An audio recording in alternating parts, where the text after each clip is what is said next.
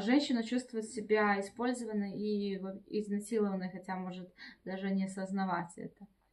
Ну, а мужчины, с другой стороны, как понимать, что вот, ну, например, как вот ты ко мне относишься, да, что я подойду, обниму тебя, все.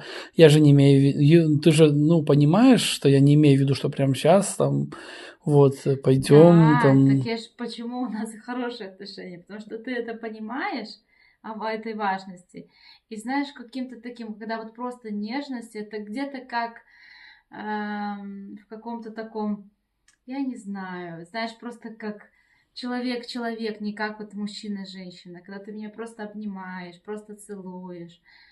Вот это и есть ласка без сексуального подтекста. И когда вот это есть, тогда я чувствую себя интересной, и тогда я уже расположена. И когда уже случается этот интим, он уже как естественное такое продолжение нашего общения, и я хочу этого, и у нас уже вот так вот получается, а не так, что ты вообще ко мне не подходишь, если тебе не нужно интима, а уже когда подходишь, что вот такое все только с каким-то таким, когда уже понимаешь, что ну все, давай уже там, вот. Поэтому, ну, мне стало интересно, я согласна с этим, что такие, что нужна какая-то ласка без сексуального подтекста, и тогда вот у женщины тогда вот возникает, что я не то чтобы я чувствую, что ему от меня нужен только секс, типа, а что, ну, я в этот момент тогда не ощущаю давления, что ты вот прямо сейчас, прямо вот что хочешь, прямо вот я сейчас должна, вот все. А тогда спокойно, все, ты меня просто поцеловал, и я чувствую этот момент, что тебе от меня ничего не нужно вот так вот, прям, что ты ничего не требуешь от меня. И тогда уже, когда ты не требуешь, у меня возникает я там вот ощущение безопасности, и тогда я располагаюсь и готова открываться, и уже хочу продолжения банкета. Вот как будто бы, не знаю, то ли женщины так устроены, но вот когда ты специально, типа, давай все, как-то будет упираться. А когда он, ну, не обязательно, что можно сейчас ничего не быть. Даже, даже, как правило, и как будто бы наоборот. У нас бывает, когда мы ложимся, и ты такой, ай, мы уже устали, давай уже сегодня уже ничего. Я такая говорю, ну да, лучше давай уже ничего. А вот потом такая, «Ну, в смысле ничего? Да, для меня было удивительно вообще, когда ты прям, ну, днем просто среди рабочего дня мы можем уединиться. Для меня это, конечно, что-то нереальное. Очень тебя Да, люблю. и я тебя очень люблю. И я заметил со своей стороны, что когда, ну, для меня тоже важно вот эта прелюдия длинная. То есть с утра, как мы проснулись, и я уже целый день помню о тебе, какая ты у меня, кто ты, с тобой интересно. И даже когда мы сядем, уже у нас есть даже отдельная тема, кстати, вот именно что ведет, ну, к хорошему настроению вечером, условно, да, какие-то события, которые могут служить как бы триггерами. И это может быть просмотр какого-то шоу вместе чай Мгм, да. попьем, или я сижу, работаю на созвоне, и ты под камерой, ты аккуратненько добираешься до меня, мне ставишь кофе, вот.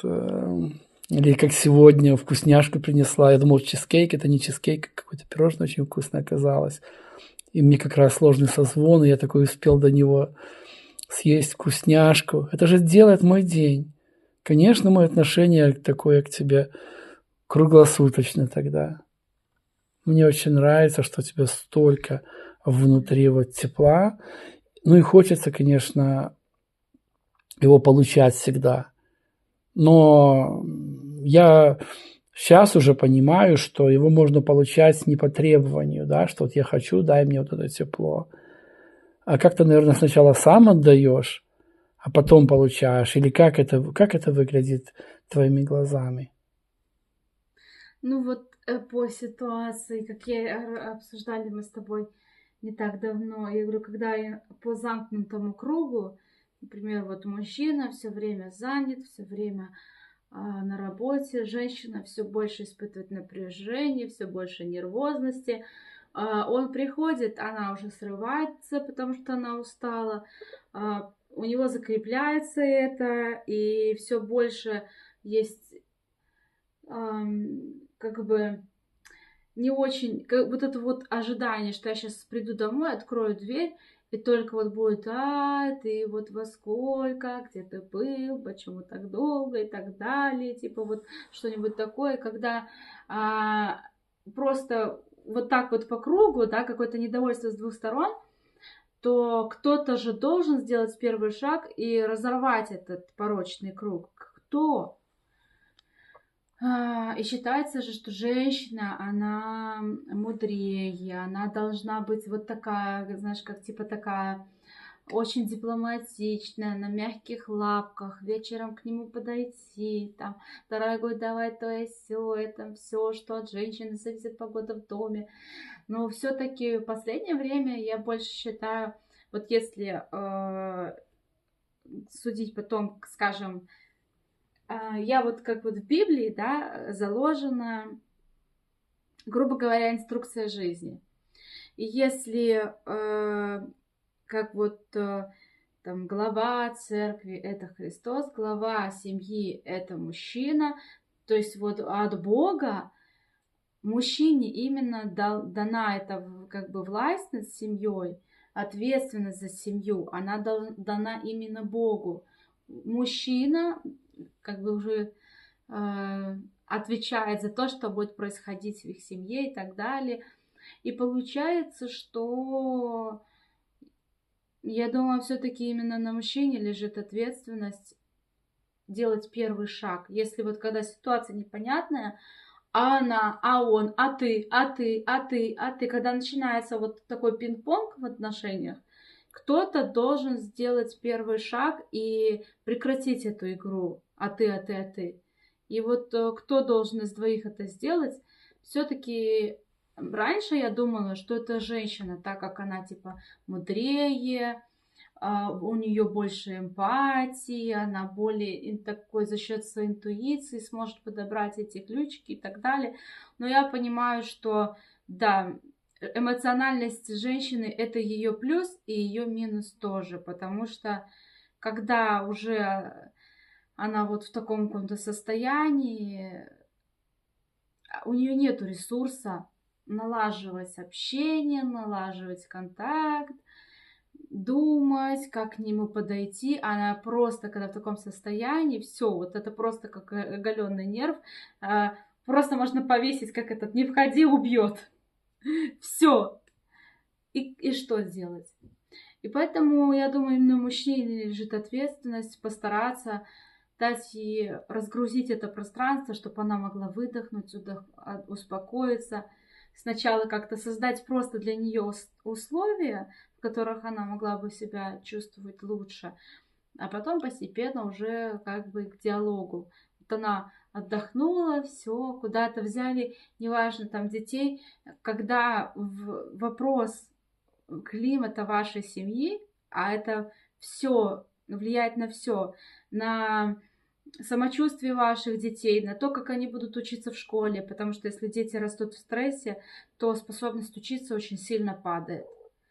Поэтому, ну и вообще и на твое состояние. И когда ты понимаешь, что это так важно, можно уже там на пару часов, на вечерочек, куда-то, может, к бабушке отвезти детей, еще что, взять жену и просто поехать куда-нибудь, в какой-нибудь спа, чтобы ей там помассажировали пальчики, ручки, ножки, там все, массаж головы, все, чтобы она просто расслабилась, какие-то вот приятности, и потом уже можно будет с ней поговорить. И если так делать чаще, у нее уже будет расти доверие, она будет крепнуть, будет становиться более, скажем так, вот выносливой.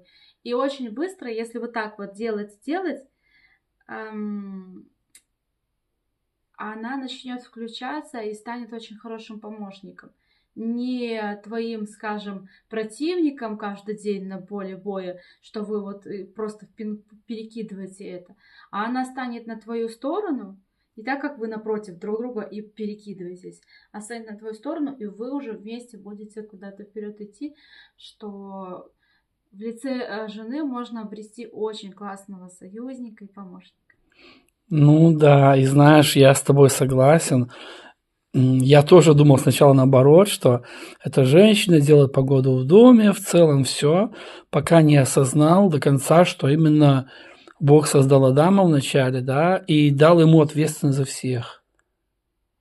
И он потом не создал еще одного мужика ему с лопатой, да, помогать, как-то мы с тобой говорили, а создал женщину, чтобы он заботился о ней, в том числе опекал ее. Да, она ветер в его парусах, но именно как дует этот ветер, мощность его, все, он может регулировать своими парусами. И мне нравится, что мне пришло это сознание, пусть и поздно, может быть, да, но я начал понимать намного больше в этом. И я счастлив, что, ну, хотя здесь, конечно, если прям совсем уже глубоко глянуть, я не уверен, что это все-таки я делаю погоду в доме. Мне кажется, что все-таки это делаешь ты. Да, я стараюсь, понятно, и какое-то время, говорю, я думаю даже, что я, но, возможно, это все-таки делаешь ты. Но в целом, вот если оставить совет, да, то я бы для мужчин сказал бы, что делайте, ну, на вас ответственность на самом деле, конечно. Конечно.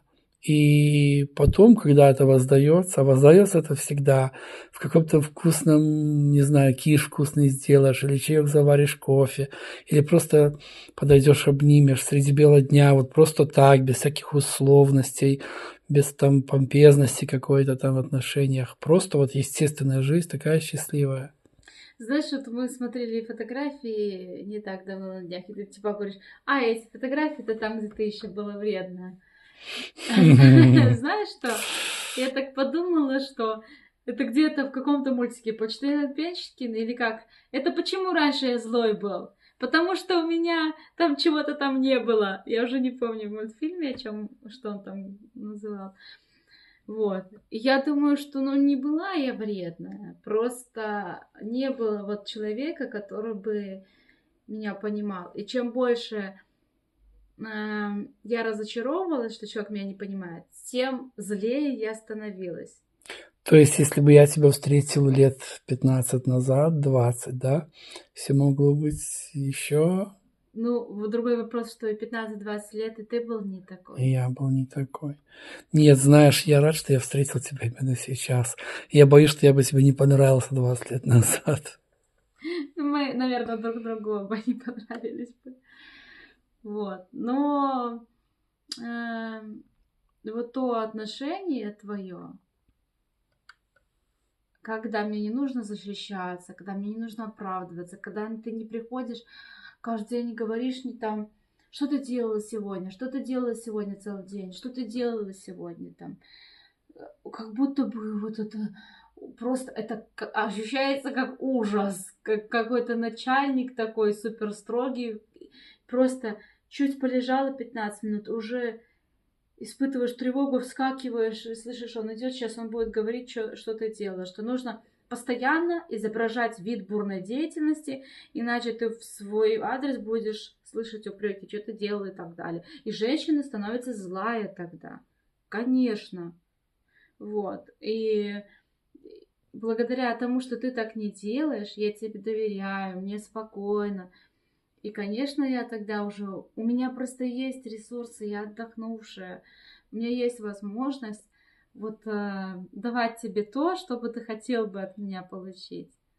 Но именно благодаря твоему отношению.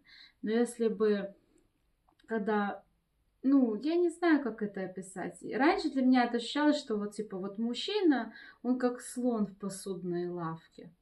Что такое вот тонкое устройство там у женщины, столько всяких миллион всяких нюансов. А он такой, все сломал, перевернулся, половину сломал, перевернулся, вторую половину сломал. Все, что он неуклюжий, нечувствительный, не понимает, что так нельзя, это. И просто такая начинается злость, что хочется просто, типа, я не знаю, лупануть как будто бы. Вот, что просто злишься из-за того, что он не понимает, просто не понимает, что тебе надо, что ты хочешь, не понимает. И такое. Я иногда у животных можно заметить, там, когда там одна собака, которая лезет, а вторая что-то не хочет. Она такая лезет она к нему. Вот иногда вот как будто в парах такие же отношения. Значит, где-то вот есть эта неудовлетворенность женская, если она такая раздраженная. Нужно искать вот корни, какие ее потребности не удовлетворяются. Почему она злая? Давай сделаем так, что, может быть, завтра, ну, на днях мы с тобой запишем какой-нибудь видосик. Может быть, даже в таком же формате, вот разговоры в кровати. Просто ты мне расскажешь про основные женские потребности, ну, вот неудовлетворенности, которые не востребованы, ну, не восполняются. Хорошо? Сделаем. Спасибо тебе. Извини, что я включил на запись видос. Мы с тобой, как обычно, сидим дома, общаемся. Но я просто подумал, что нечестно, если один я это услышу. Ну, я, знаешь, например, как обычно, когда ты включаешь вот камеру, я все не могу Сложнее говорить, сосредоточиться, да. конечно. Уже Для меня это прям... типа как бы инородный элемент. Мы с тобой общаемся, и я вот с Мгм. тобой говорю, как только ты включаешь камеру, мне первое сразу вот так оп, замолчать. Но я сейчас уже просто стараюсь это как-то игнорировать, когда вот в такой форме я просто первое время некомфортно, а потом я такая просто стараюсь больше на тебя смотреть, а не на камеру, и тогда мне проще. Ну, а в целом ты не против, если я буду так иногда делать, или все-таки вот этот раз, и как бы не стоит больше мне вот так экспериментировать с такими видосиками? Что скажешь? Или лучше Я отдельно считаю, нашли время, сели, ну записали? вот я к тому, что мне, например, может и не нравится это так в моменте, что, но я доверяю тебе то, что, ну, вот ты делаешь, стремишься же вот как-то вот эту работу, эти видео записываешь, это же тоже работа. Достать телефон, включить, кажется, что просто, но это не просто. И то, что ты берешь это на себя, мне наоборот приносит какое-то облегчение. Вот. И просто я тебе доверяю в этом процессе. И я знаю, что как бы ты ни начал это делать, что для меня это очень легко и просто, когда вот так вот в моменте. Мне не нужно куда-то идти, там, готовиться, делать макияж, укладку. С одной стороны, это здорово, но пока ждать этого дня, то может пройти полгода. Ну вот, что так в моменте лучше что-то, чем ничего. Ну, для тех, кто кто досмотрел до этого момента, хочу сказать, да, что мы меняем направление канала. Раньше было, я даже не буду говорить, о чем я там снимал, видео какие. Они набирали там сотни тысяч просмотров, 1-2 миллиона, максимальное видео было больше 3 миллионов просмотров. И мы хотим сменить вот это на семейные отношения, и нам сложновато пока. Наши просмотры на сегодня, они могут быть там 30, 50, 100, 200, ну, 1000, 1500, 2000, да, и все. Пока что нам сложновато, но мы все равно упорно хотим поменять направление канала. Я поудалял все старые видео, которые были. И поэтому просьба такая к вам, если вы досмотрели до этого момента, оставьте какой-то комментарий, может быть, подписку, если мы вам правда интересны. Будем очень благодарны вам, и нам удастся все-таки пересобрать условно аудиторию и делиться тем, что у нас есть, то из нашего опыта что-то, что вам поможет, многим людям поможет. Я считаю, что да, многие вопросы, которые мы озвучим с тобой в наших видео, если бы мне кто-то раньше о них рассказал, ну, нет, не было ни такой информации, больше популистские книги, больше теория какая-то без практики, которая к тому же подходит далеко не всем, даже если она очень крутая, правильная. Поэтому у меня просьба ко всем, что, да, кто досмотрел все-таки до этого момента, мы неспешно просто рассуждаем, без нарезки. Это будет одним дублем видео залито, без редактирования. И вот что вы думаете об этом? Ну и хотелось бы, да, вашей помощи, чтобы мы могли немножко достучаться до большего размера аудитории.